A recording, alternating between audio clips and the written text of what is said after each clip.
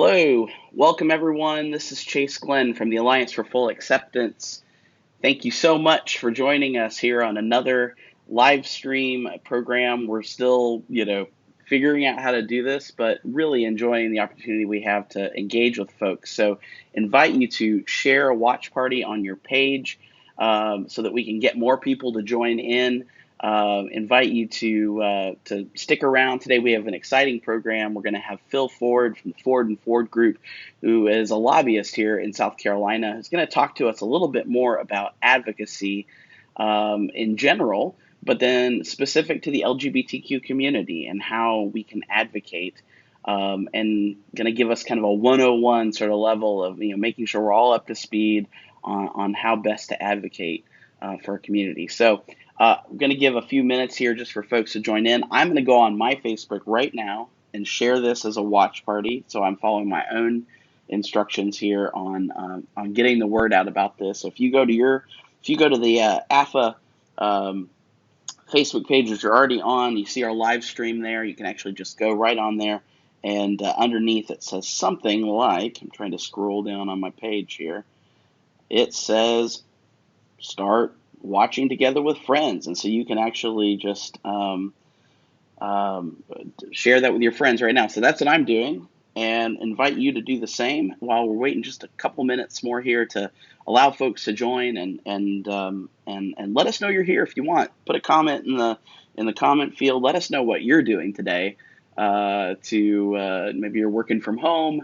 Maybe you're just trying to kill some time. Maybe you're here on this live stream because you're really interested in advocacy. I hope that's why you're here. Just throw a comment down there. Let us know if you're here, and we will get started in just another minute or so.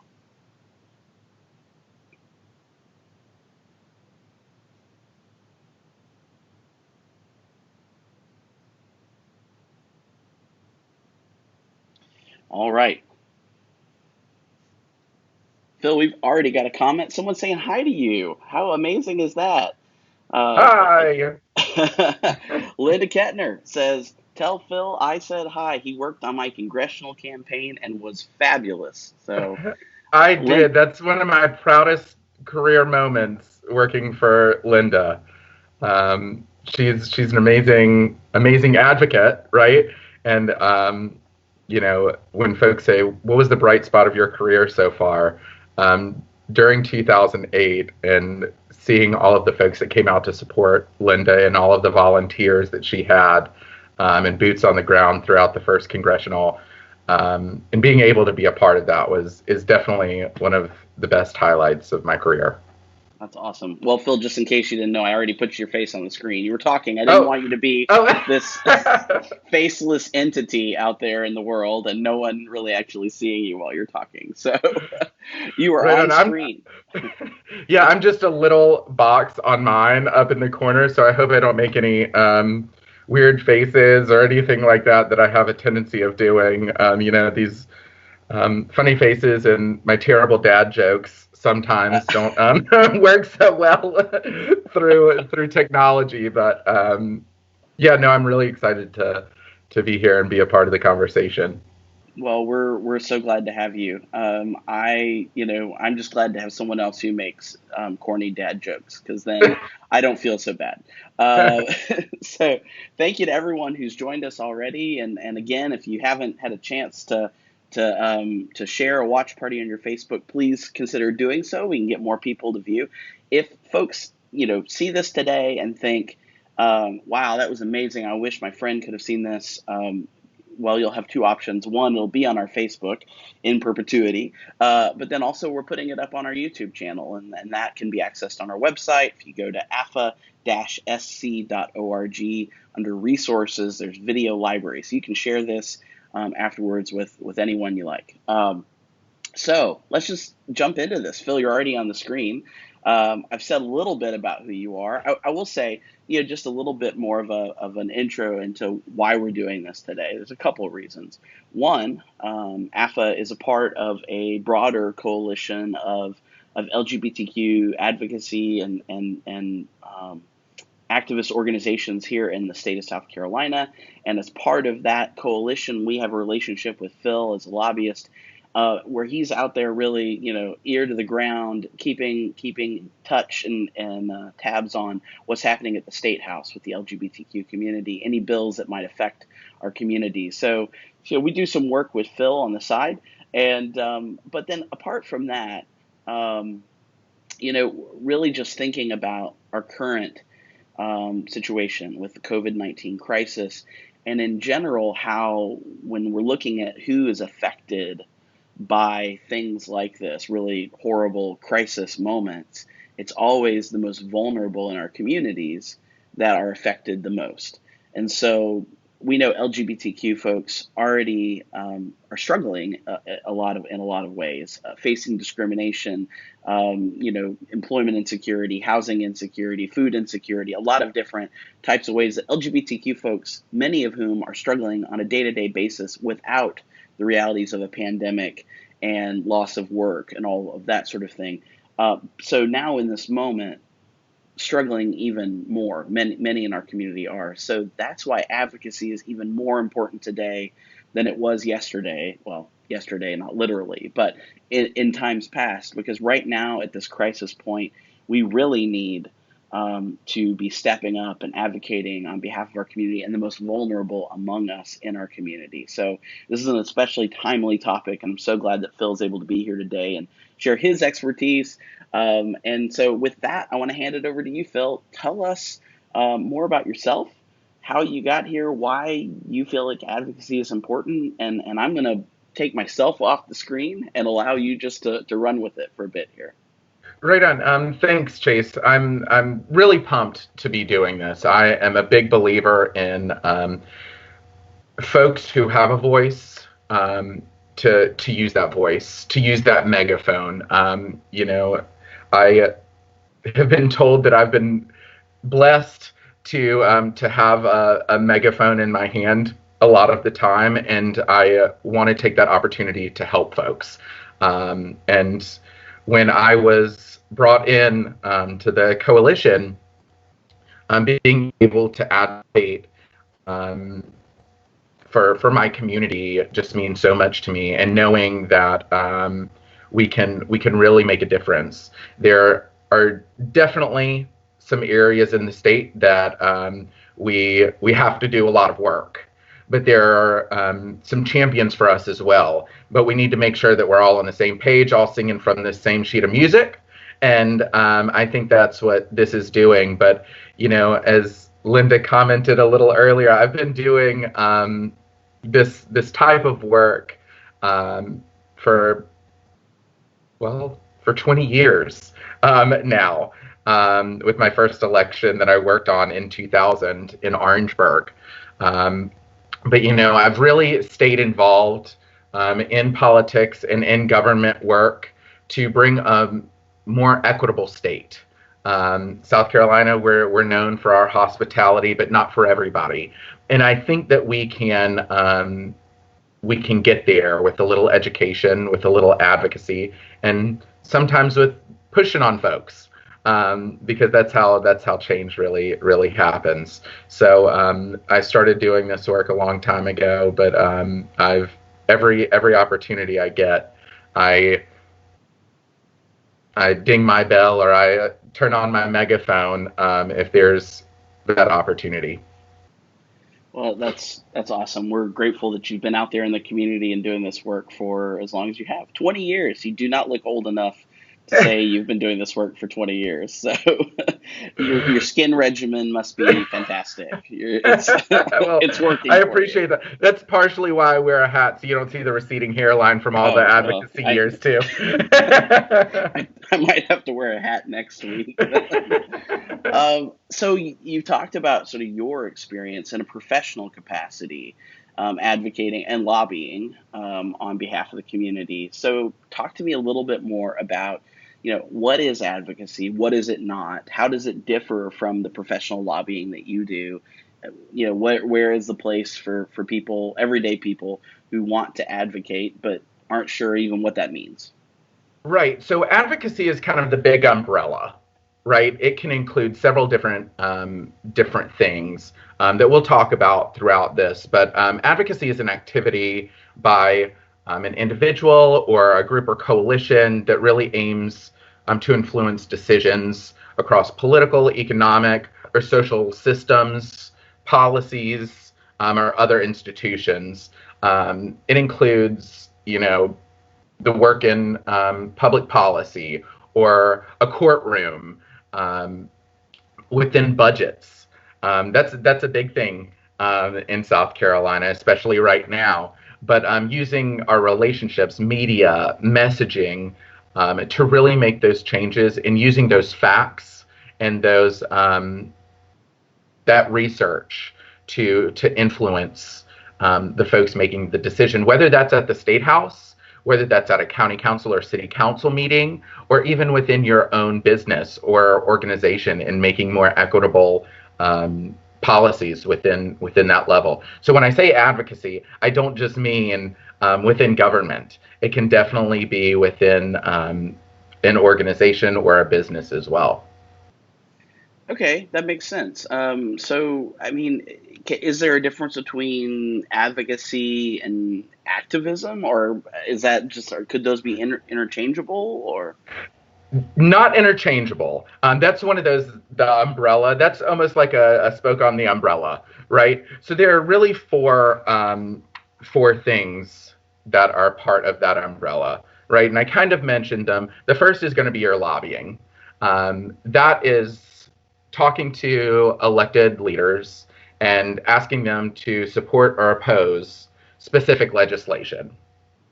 Um, and you find that when you are not one of their constituents. So if I was going out and talking to Senator Brad Hutto, who is my senator, that would not be considered lobbying because he is my senator and I'm a constituent. Now, if I went and talked to Senator Kimson down in Charleston, that would be considered lobbying.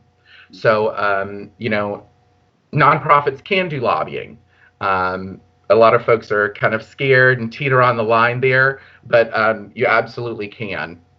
And if you have questions on that, it's much easier. I've got them written out to actually kind of read through them as they kind of explain them. So we can get those out if folks want to talk about that. The next is activism, like you said. Advocacy is more education oriented advocacy. Activism is more action oriented. I'm a big believer in action as well if the education piece isn't working. Sometimes it takes us to fly that flag and raise heck or raise Cain, like I say, to get them to listen to us. So there's definitely a place for that. The other, like I said, is litigation, making sure that if there's an opportunity. We saw with marriage equality that was the route that we had to take for the entire nation. So there's that, and then there organizing, like what we're doing now. Bringing 35 to 40 organizations together isn't an easy task. And making sure that we're all on the same page and making sure that we're reading from the same script. So those are the four key parts of advocacy as a whole. That makes sense. That's great. I mean, for me, I know, AFA's work has tended towards, the educational piece, organizing, and activism, of course, absolutely. But, I get comments sometimes where people say, well, I wish we would have done something, differently. I wish we would have taken a more, in front, sort of out front, direct action type of response. And I always say, it takes all types of organizations, all types of responses, all types of actions. And when we come at things from all different angles, that's a lot of times how the change happens. So I appreciate sort of the breakdown of the different ways that the different sort of, what did you say, spokes on the wheel of advocacy? Yeah, yeah. And speaking of that, just one other thing. I think when you're bringing folks to the table, it's extremely important to bring everybody to the table, even if your organization has a history of not seeing eye to eye. making sure that you are at least communicating, and bringing folks that you may not agree with to the table will only allow for you to see another side that potentially a leader or an elected official that would bring up. And you already have that conversation ready to go. You already have that answer ready to go because you've already talked it through with your coalition members. So it's extremely important to bring everybody to the table that has a stake in what you're working on. Because if you don't, you can get caught up with different organizations using different language, hitting it from a different angle that you were unaware of. So it's really important to make sure everybody's brought to the table as well. That's probably one of the most important pieces of advocacy, making sure that you're all in this together. Even if you don't agree on every single little piece, making sure that you're at least communicating. Yeah, that's huge. And AFA is so proud and excited to be a part of this broader coalition of LGBTQ organizations and allied organizations here in South Carolina, including South Carolina Equality, Campaign for Southern Equality, Harriet Hancock Center. Gender benders. I could go on and on and on. Yeah. But there's over 24 organizations across the state who are coming together to have these conversations, and that's really exciting, but you're right, challenging, right? Because we all come to the table with different ideas and thoughts and priorities. And ultimately, though, and I think this is, and I don't want to put you on the spot because I'm kind of going down a tangent here, but maybe you can sort of speak to this given your experience in the movement over the years. But there have been times in history where our community has been split on issues.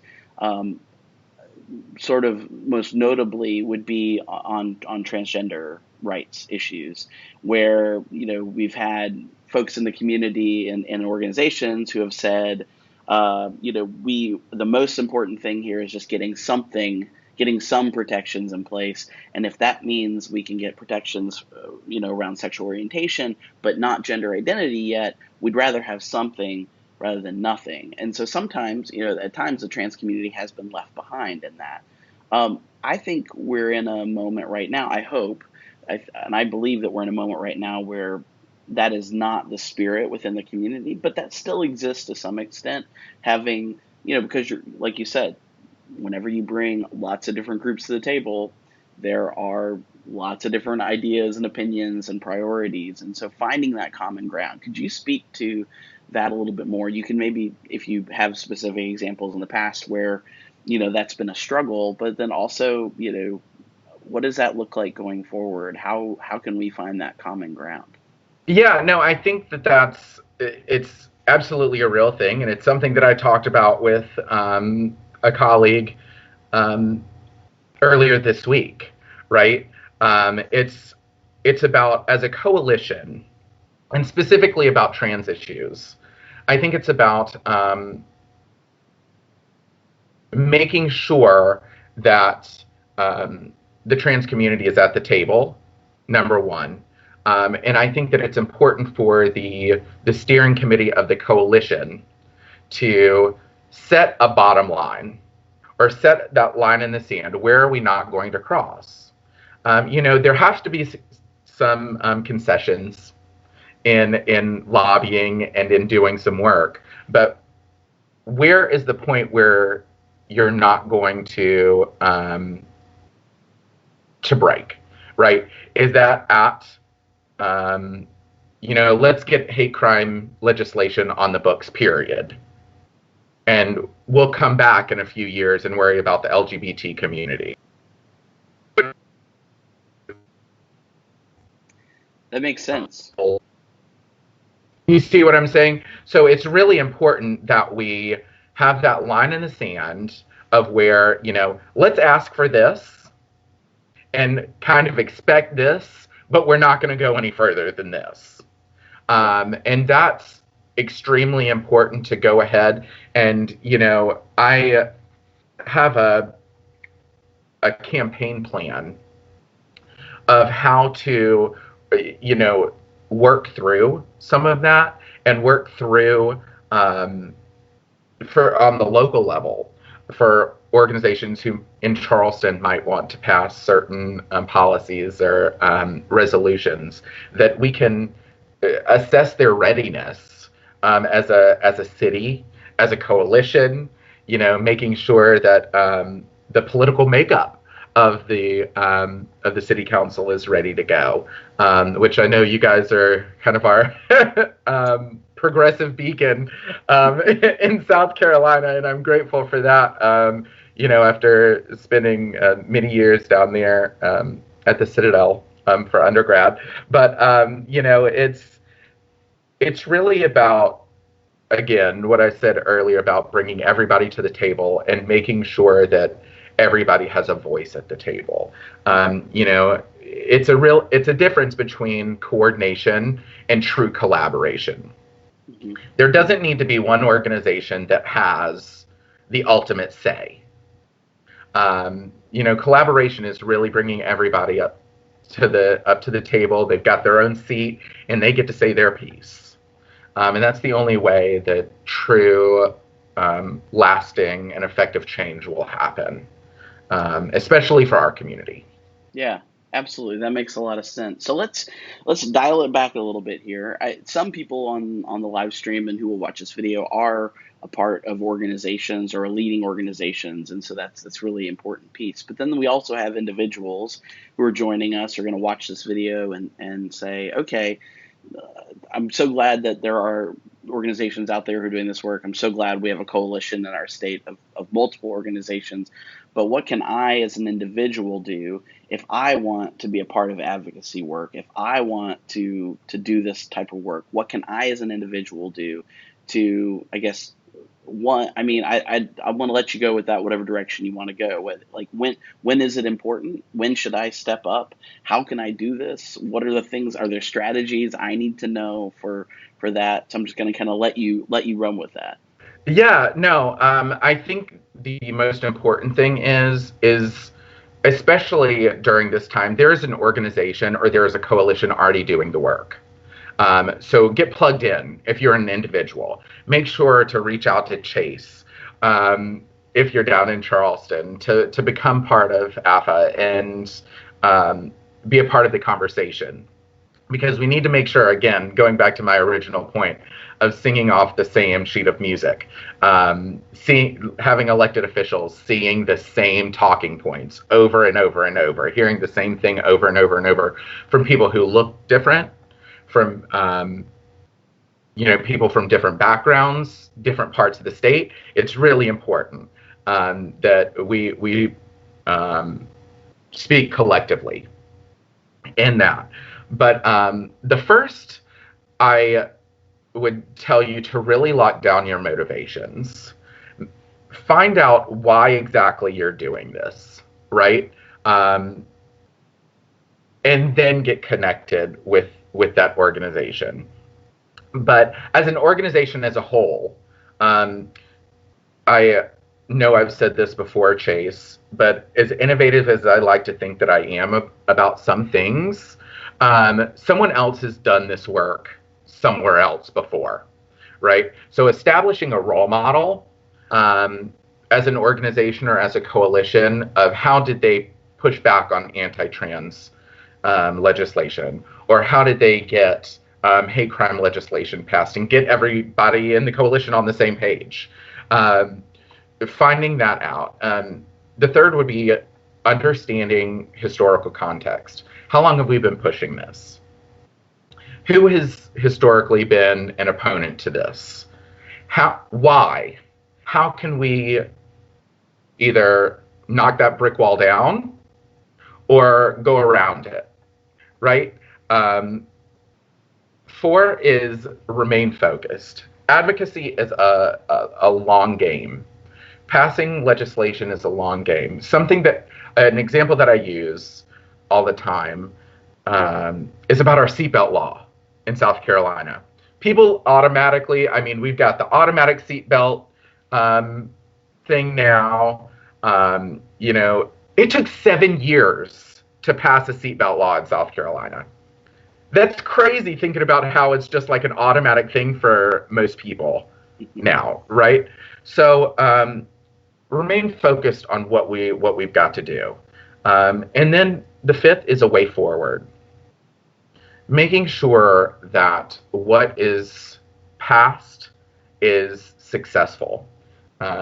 There have been many times that I've seen that folks will advocate for a piece of legislation or even a piece of the budget and then say, okay, we got it done.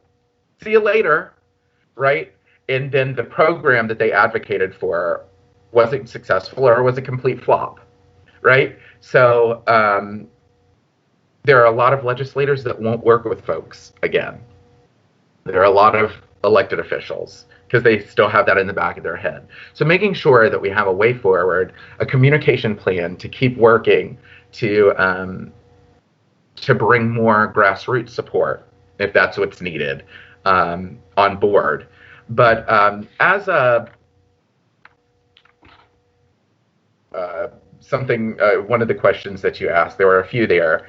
The when should you advocate?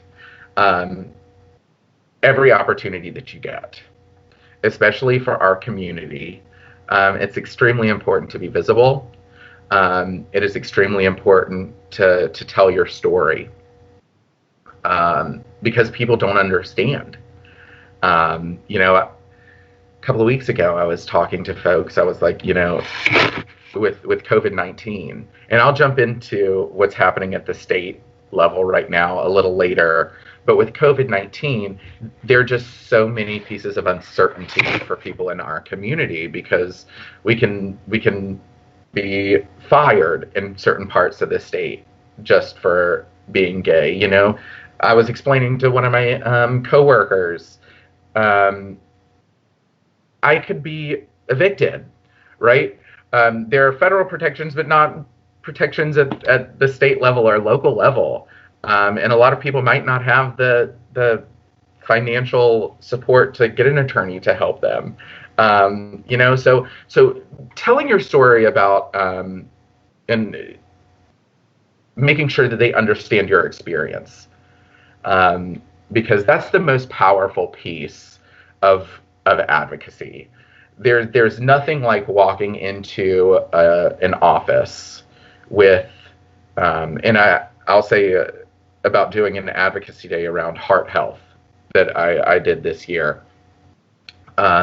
We walked in there with a former smoker who had a heart attack, who told her story, and we brought different legislators to the table to understand why it's important for vaping laws in South Carolina, right? Folks that probably wouldn't have come to the table.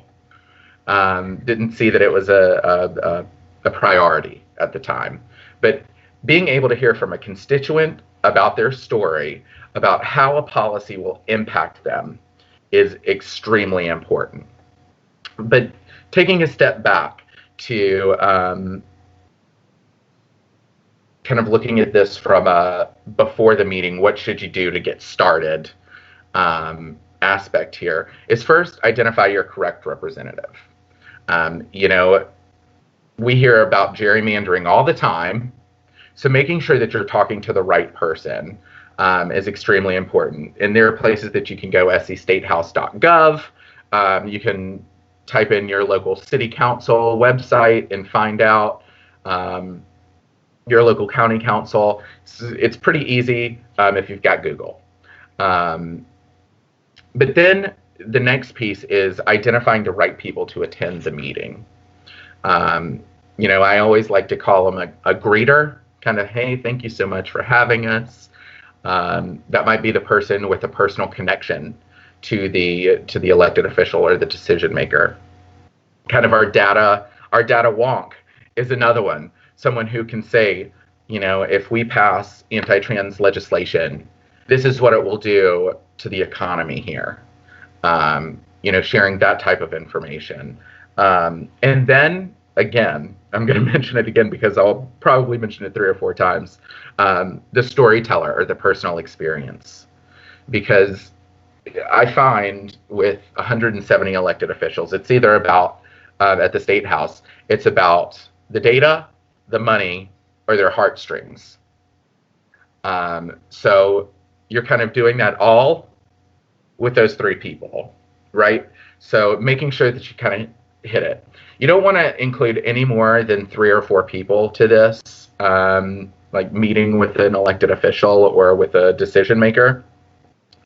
Um, but then after you've identified those folks and kind of get your angle together, kind of practice, make sure everybody it's kind of seamless. Um, then you need to go ahead and coordinate with the elected official or their staff. You don't want to overwhelm them with all 4 people being all 3 or 4 people contacting them all at once for the same meeting. So identify that one person that is going to coordinate for the entire team. Elected officials are extremely busy. So make sure that you follow up if you haven't heard from them in 7 days or 10 days. And then about a week prior to the meeting, go ahead and say, hey, we're looking forward to it. Is there any other information that we need to know? And then always, always, always bring a sheet of paper with your talking points, or the language that your team has come up with, to leave behind. Because if you get 15 minutes with an elected official, that's a lot of time. So you've got to have that elevator speech, that story down to 2 minutes, about why it's important and what it can or can't do with the piece of legislation. It's tough because we see some good legislation being proposed, but then we see bad legislation being proposed too. So it's important to respond and not react to things. And I know I'm kind of jumping around, but as I think about things that have happened historically, it's not always best to get that megaphone right away until you have all your ducks in a row, right? So, and that's what, I'm kind of talking about with that before the meeting, if you will, list that I just gave, to really make sure that you've got your people in line, you've got your stories in line, and now you've got that communication with the elected official ready to go. Did that kind of answer most of your questions, or? Yeah. Well, I threw about 5 questions at once to you, so you did a great job with that. I think one thing that really stood out to me when you're talking about, I think there's probably 2 different sort of sides here. As an entry level point, for folks who are wanting to get involved in this work, maybe meeting with your legislator isn't necessarily, what you're going to end up doing immediately, but writing a letter, writing an email, we hear, I'm kind of going down a tangent because I have a couple different thoughts going here, but I want to hear from you about what is the best way for the average person to connect with their legislator in a way that actually makes an impact. Is it a phone call? Is it a letter? Is it an email? Realizing that legislator themselves may not be getting that communication, but that message, general message, would be communicated back to their legislator. I want to know sort of your thoughts around that kind of entry level. And so, do you have anything to share on that?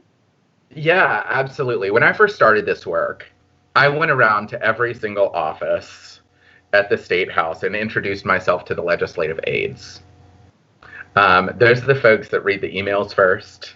Those are the folks that put the messages in priority order, right? So that's sort of the first things. The next is communicating with your elected official. Again, if they don't know what their constituent is going through, that's our fault, right? So, making sure that when you go to sestatehouse.gov or your local municipality or local government webpage to find out contact information for your elected official. Communicate with them. Tell them what's going on.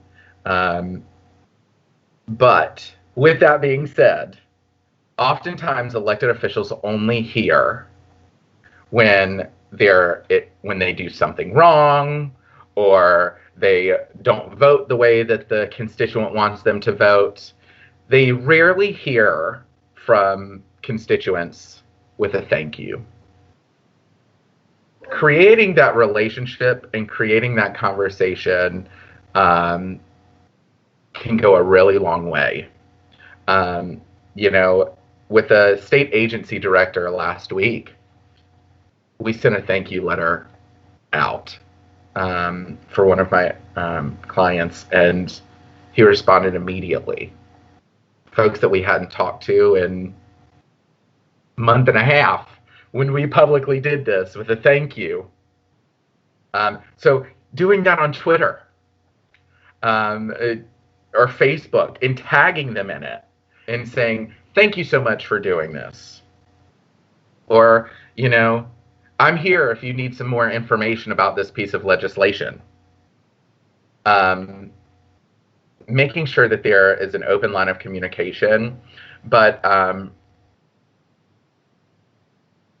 also having some positive communication with them as well, because we see how vitriolic over the last 4 years politics has become. And I swore after I worked in 2016 that I'm retired, I'm never doing this again type deal. But I know how important it is, right? But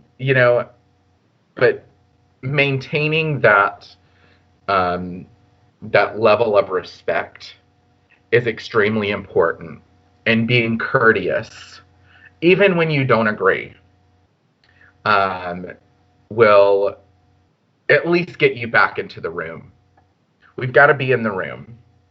So if we just yell and, tell people what they're doing wrong all the time, we won't even be invited back into the room. So I guess that's kind of a roundabout way to answer your question.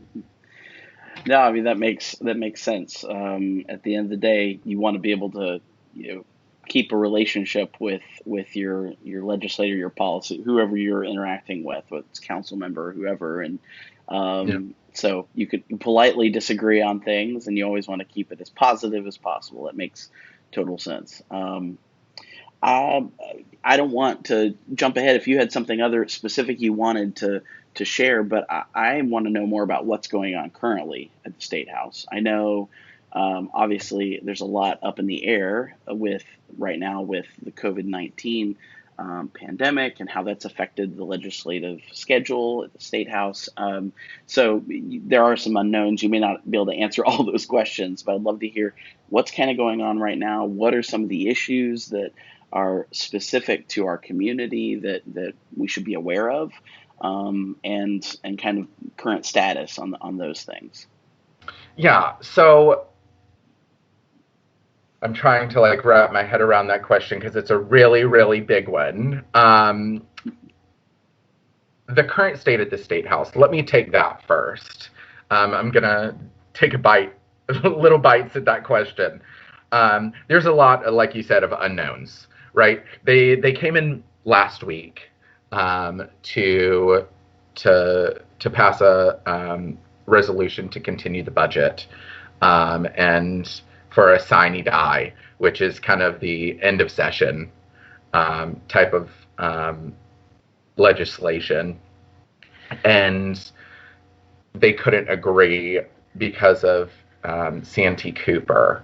There are a lot of big issues that the State House has been dealing with.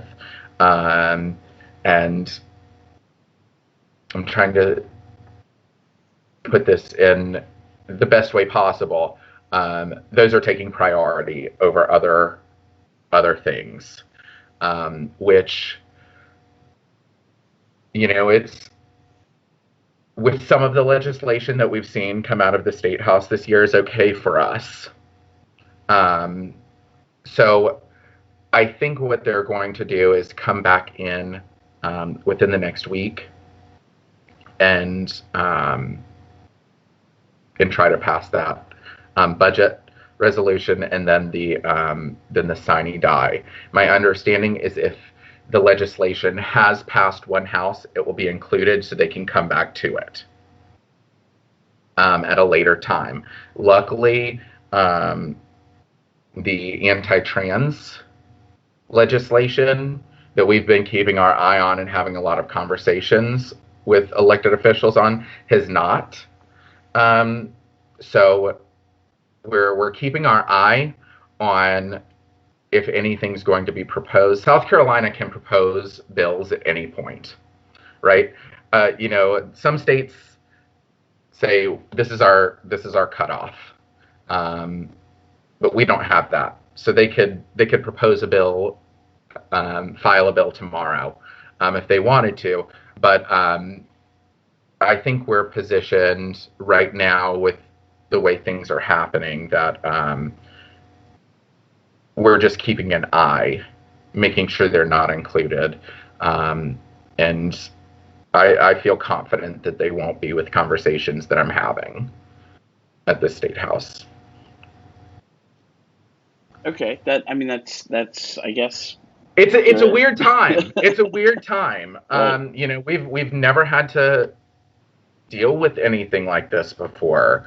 And there are a lot of unknowns about what they can and can't do, even at this point, right? We see local municipalities passing stay-at-home orders, and then the state house saying, or the state government saying, no, that doesn't work. The attorney general getting involved, So there's a lot of uncertainty about the level of I guess definitely don't want to use the word control, but because we saw that this week, but the level of responsibility that each level of government has in this process right now. So there are a lot of uncertainties, but I think that we are positioned to push back on any bad bills, as I call them. But at the same time, I'm not 100% sure that any of the good legislation will be passed either. Hmm. Yeah, that makes sense. I mean, I know a lot of folks in our community are concerned about hate crime legislation and wanting to see that move forward, and so that's one of those good things that we are unfortunately not getting to see movement on. I heard a rumor, and this really could just be a rumor, so feel free to put this away. But I heard a rumor that there may be a special legislative session called at some point. Is that So with the sine die, what that is it's a end of session is what they always use it for, but they can be called back at any time. I've heard September, but depending on how things go, I wouldn't put all of my eggs in one basket.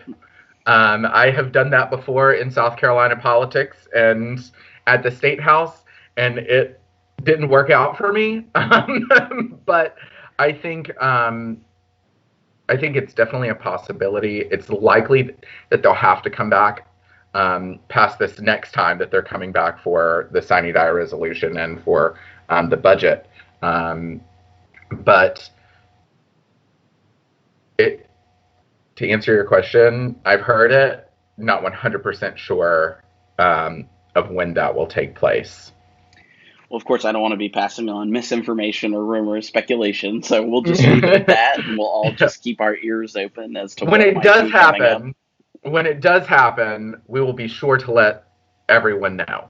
Perfect. That's a very diplomatic answer. I appreciate that. I want to open it up if anyone has any questions at all. Feel free to put those in the comments. And also just know that we can, help provide further information. That if you didn't get it in the comments, you're watching this as a recorded video, just reach out to us here through Facebook Messenger, or send us an email. We can work on, addressing those questions. I think there was maybe a little bit of a sound issue, Phil, at the beginning of your list of tips. And I'm just now hearing about this. I'm not great at multitasking between the computer and my phone and everything. So, your list of items that you gave, could you just run through those, just the top? Yeah, absolutely. So, and then I was just going to say, what we can do is we can share a graphic or a slide after this with everyone, just as a visual, so it's easy for people to access. Yeah, no, absolutely. And I've got these as one-pagers to send out to folks. So I'm happy to do that. I'll send those to you right after. But the first, I like to call it before the meeting, at the meeting, and after the meeting, right? So before the meeting, make sure that you identify your correct elected official or your correct representative, senator, because oftentimes folks are talking to the wrong person. The next would be identify the right people to attend that meeting. So you'd need a greeter, data, financial wonk, if you will, and then a storyteller or someone that can share their personal experience. I wouldn't include, again, up to more than 4 people. The next would be coordinate the meeting with the elected official. One person needs to do that. The next would be have and review talking points. This way, everything will be prepared. Everyone will be saying the same language and terminology. It's extremely important for that. And frankly, it'll be easier to pivot back to your point if the representative wants to take the conversation elsewhere. The at the meeting piece is always be early. You never know what's going to happen. You may get there 15, 20 minutes early and then have to sit for an hour. It's much better to sit for an hour than be late, because you're likely only going to get 15 minutes anyway at most. And take those handouts, take talking points with you, and above all, be courteous. Don't argue with an elected official. There's no reason to create an unnecessary opponent or a vocal opponent if unnecessary. You might not agree, but they might say, okay, I don't agree with you, but I'll sit back. But if you argue with them, they might say, I've got something for them. Yeah, right. Yeah, we don't want to make any new enemies. We already have a few of those. So. Yeah, for sure. And frankly, there are some elected officials that may be offensive, but use that as an opportunity to educate, and to say, you know what, think in the back of your head, you know what, they just don't know. Mm-hmm. Let me take this as an opportunity rather than to go on the attack. Mm-hmm. Elected officials see a lot of bills come across their desk, so they can't know everything in them. They can't know every issue. They can't be an expert on every issue. So making sure to show them that we are the expert, but we're an expert worth listening to for our issues. Yeah. And then the next is just thank them, their staff, take a picture with them, tweet it out. Elected officials love to have their picture taken, and then let others know about how the meeting went. And those are kind of my steps. No, I appreciate that. Thank you for recapping those. And like I said, we'll get you have some one-pagers that you're going to share with us, and we'll have some graphics that we can push out to folks on our social media so that they can have some quick visuals on the things that you've shared today. All really, really good information. We did have one question come up here. What is the best way for a layperson, a busy layperson, they said, which I think we all can relate to keep on top of how our state legislators have voted? Can you tell us, or is there a good way to keep track of that? Yes. Our scstatehouse.gov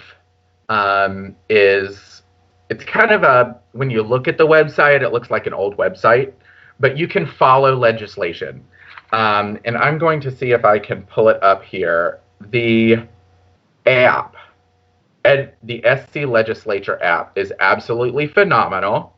I love it much better than the website, but no. Okay. Well, Anyway, I go was into your really app hoping that was store. gonna work for you. I know. I'm also gonna put you full screen. Maybe that will work. Let's see. Oh, it's not gonna work because you've got the blurred background in Skype. So it's Uh, like it's not Phil. We don't want to show it. Is what Skype is saying right now. okay. All right. So, well, this is this is broken down. Sorry, that was really loud in my ear. I just got a calendar reminder for something happening later. But it's broken down into Senate, House, video of live streams, so you can always have that in the background as you're typing away or doing your emails.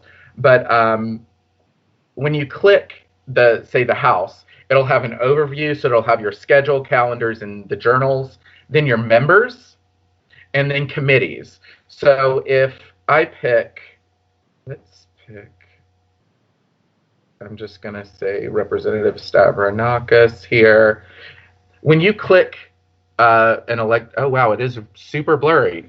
I Um, think there's a little. I don't know that you want to change it on the fly here, but there's a little setting on your Skype window that says something about blur my background. If you turn that off, it might actually show your screen. I don't know if you see that setting. I don't want to, because I Don't could play. possibly. So Just I'll keep just going like you explain. are. Yep. Yeah, see So how that I'll just works. explain. At the top, you can follow this legislator. You can view their sponsored legislation, and then you can view their voting record. So whenever they co-sponsor something or sponsor or propose legislation, it'll send you a notification that will pop up on your phone. You can kind of peruse it, and then you'll know, hey, I need to call this representative or call this senator. So that is the best way to really do that. Um, I love it. Sometimes I'm like, oh my gosh, my phone is ringing off the hook when they're in session, but it's definitely worth having those notifications sent to you. That's awesome. That's a great tip. I didn't even know that myself, so that's really helpful. Yep. I appreciate that. So yeah, so you can follow legislators, you can follow legislation, you can follow keywords on Hmm. there. So you know when the trans athlete bill, um, I I followed athlete, school, you know, lots of different pieces of legislation just to make sure, because sometimes legislators like to throw things into non-germane legislation to get it through. So making sure that we keep an eye on that is very important, and we do. Yeah, absolutely. That's awesome. Well, we're so grateful for the work that you're doing for the community and doing with the coalition, and this has been so helpful. I want to give you an opportunity to say if there's anything you feel like, oh wow, I really wish I would have had a chance to say X, Y, Z. What anything else to share? You know, I just couldn't implore you enough to use your voice. Um, you know, I had a career in DC for several years, and I said, you know, I'm doing this work around the country, and South Carolina, as much as I love it, has so far to go. Mm. Um, Let me come home and get to work. Um, I think that if everybody said, I'm not going to put off sending that email to a representative until tomorrow and do it right then. Using your voice, picking up the phone is extremely important, rather than pushing it off. Um, I guess those are my two big: doing it now and being being vocal. That is those are great points, and I think another thing that really stood out to me that you shared today was about using your personal story. and how everyone's story, and I think, it might be really easy to say, well, I'm not LGBTQ. What can I bring to this? And I think the fact is that, if you're a parent, a friend, a neighbor, a coworker, if you have any relationship with someone who's LGBTQ, if you or just knowledgeable on the topic, but you don't think you know anyone personally who identifies as LGBTQ, you're just interested in that, your voice is important, and we need you. Allies are just as important as people who identify as LGBTQ in this conversation, and being a part of this advocacy work. And so, finding your thinking about, just taking a moment and pausing and thinking, what is unique to my story? Why am I passionate about this? And using that in these conversations, that really stood out to me. You never And know. so, Yeah, you never know what's going to connect with that elected official. It may be the church that you went to when you were a child that could have been the same church as their grandparent. Things that you don't know. Um, and some when you're talking about our allies, sometimes they're a better messenger for us with some elected mhm, officials, frankly. mhm, So really, really coming together is so important. Going back to my one of my very first points today, making sure that everybody has a seat at the table, whether we fully agree or not. But we need to make sure that we're all on the same page. yeah. Well, thank you again, Phil. Thank you for coming back to South Carolina. Thank you for doing the work that you're doing, and for being a part of this today. We're so grateful for you, and for giving your time today to do this. So thank Thanks. you so much. I'm going to just real quickly just recap kind of what we've got going on here. Um, for the duration, we're working on developing more virtual conversations like this one, and feeling excited about what we've got coming up next Wednesday, um, at um, at 12 o'clock p.m., our sort of our regular time. We're going to have a conversation in partnership with We Are Family, on pandemic parenting, and protecting LGBTQ youth, and giving some space here to the fact that, one, talking about those vulnerable populations, LGBTQ youth being particularly vulnerable, and how are we creating safe, welcoming spaces for them, especially right now, giving parents the tools as they're spending 24/7 with their youth, and then also, helping parents get, some coping skills for them as they're navigating this time as well. Other programs we have coming up, we haven't firmed up dates yet, but we're going to have a fitness during a pandemic session, some personal fitness with Rhapsody CrossFit. They're coming in and partnering on a program with us, and a very exciting program that I'm just waiting, almost very close to confirming the date and the time on, and I can't wait to share it with everyone. Is we're going to have a program with E. Patrick Johnson, Dr. E. Patrick Johnson from Northwestern University, scholar and artist, playwright, author.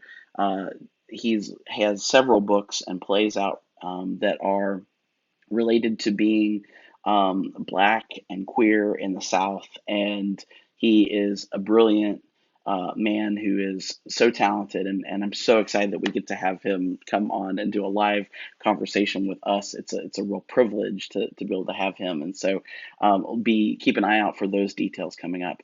I put a little note here on the bottom. This programming that we're doing is a part of the broader work that AFA is doing in this community, really focus on education and advocacy and increasing dialogue and conversations around LGBTQ issues, raising awareness about the LGBTQ community. We can't do this work without our supporters.